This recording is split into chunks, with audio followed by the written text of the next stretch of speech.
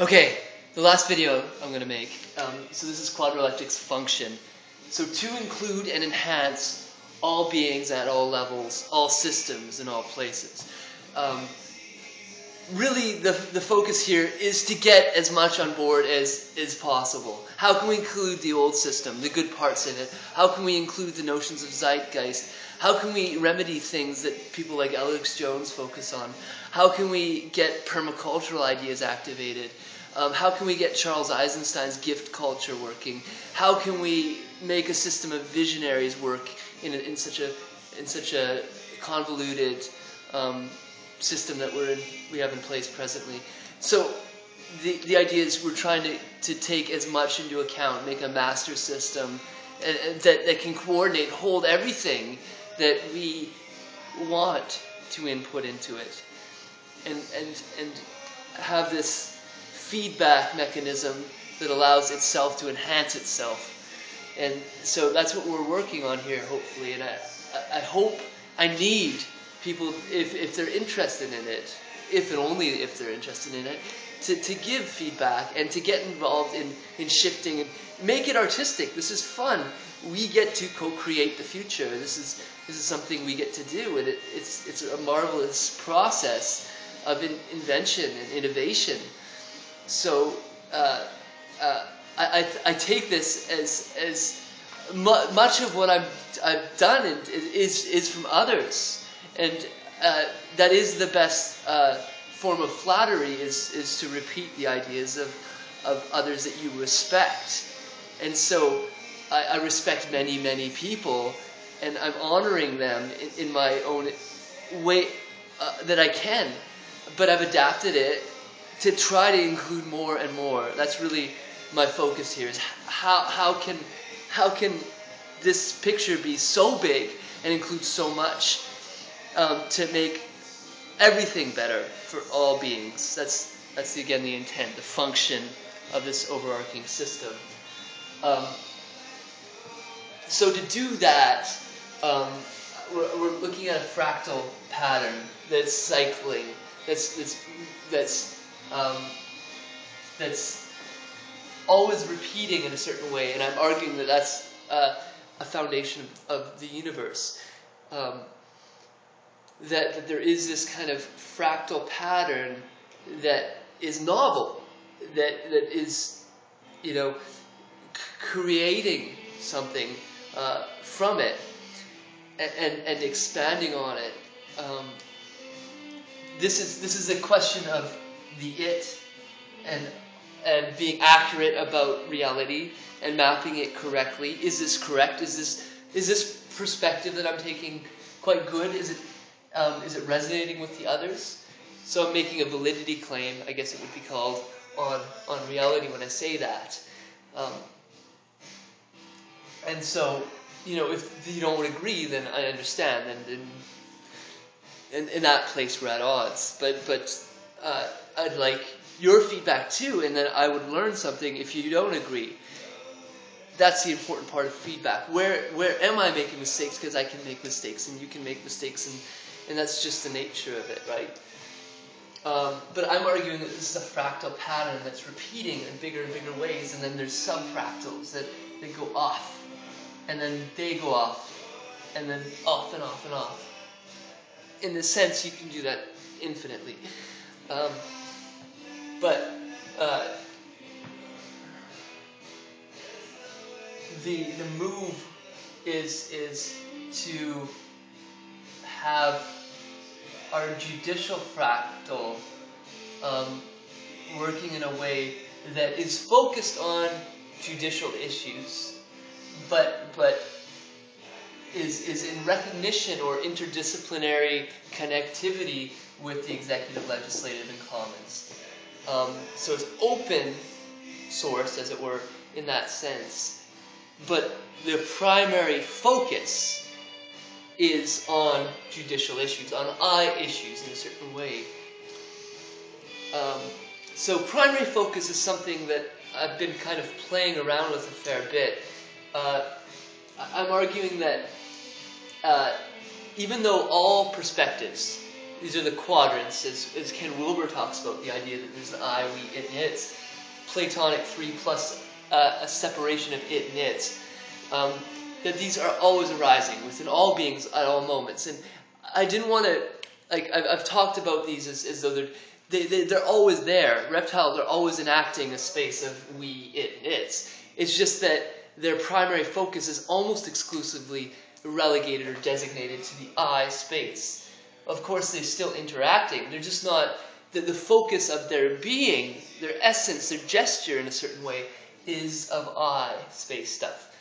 Now, there's subfractals that are coming off of them that they're always interacting with, but that's really where their domain is kind of. And with mammals, I would say their primary focus is sort of that we space. You know, again, they have an I reality, transcend and include. They still have to survive. They're still in the fight and flight mode, but another higher stacking is their ability to commune with other. Humans have not only the ability to fight or flight and the ability to commune with other, but also this ability to objectify reality, to make reality an object.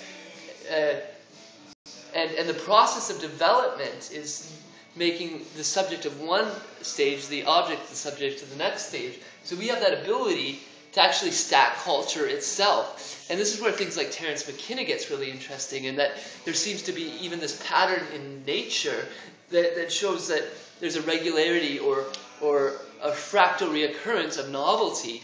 And arguably, you know, there's the cycles that have been ongoing since the beginning of the universe, and it can be kind of mapped onto planet Earth, I'd say, as this fractal novelty continues, and it gets shorter and shorter intervals as the stacking happens, because more and more novelty has been stacked into the individual so that they can reflect or objectify more and more, so the spiral tightens and tightens and tightens and tightens. And what we are moving into is this space, this fourth space in fairly real sense. So as I've been saying, that, you know, all four of these quadrants are arising moment to moment, there has nevertheless been a focus with, up into about reptiles, a focus on the I, the development of that, so that they could fight or flight, they could deal with their I space in a way that's functional. And then when you get into the we space, the primary focus of mammals seems to be roughly that. So they move from the I down to the we, and then, you know, there's this care, and they seem to like care not only for their immediate, well, at least the later ones care for even part of the tribe sort of thing. And then with what Spiral Dynamics calls kind of maybe magic, we start to maybe move into the it space. We can start to objectify reality in a fairly real sense.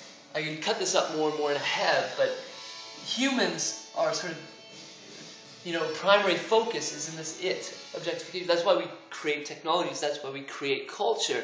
And that's sort of been the goal of the individuated self, I think, is to do that. However, in Spiral Dynamics, there's this notion of second tier. And there's a monumental leap in meaning. And the reason this is important is that I think there's a reinvigoration of that we space, but now in a technical way. And it is integrated. It holds that space of integration. And something that the power elite don't know is that because this is a fractal thing, the it has to start again at its start in the I space. And so there is going to be this reinvigoration of art. And so it's very hard to control when subjectivity comes back online. We've been very focused in an it world. And so in that way, it's been pretty easy to relegate or designate all of reality to that space. But when subjectivity comes back online in and through the it space, because it has to start there, there is a new golden age, as it were. And you know, you might actually consider that these are real, these ages. In a certain sense, we have the gold, the silver, the bronze, and the Iron Age sort of thing. It's just a degree of separation from the ground of consciousness from which we've come. So yeah, like what we've been in the last metaphorically speaking, is an it space. Postmodernism, in my opinion, is roughly that.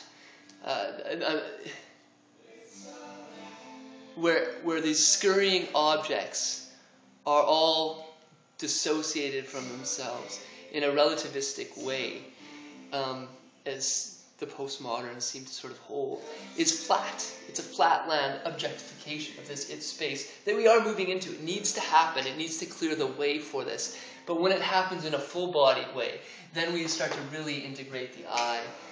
And I think that we need to do this. It's a little complicated, but yellow is that initial reinvigoration of that.